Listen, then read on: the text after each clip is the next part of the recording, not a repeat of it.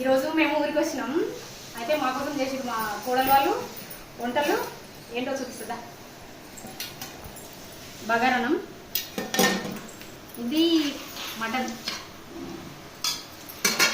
ఇది చికెన్, ఇది కొంచెం చార్చారు వేసినాం, ఇది బోటి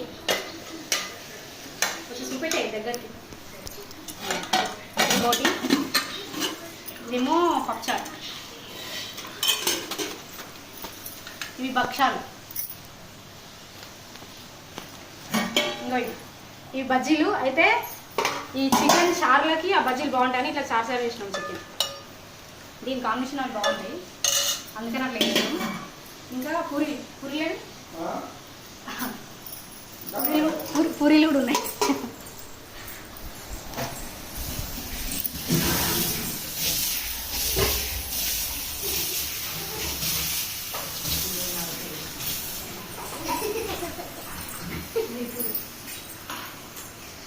మేము ఎంతమంది నలుగురం వస్తే ఇన్ని రకాలు ఉంటారు.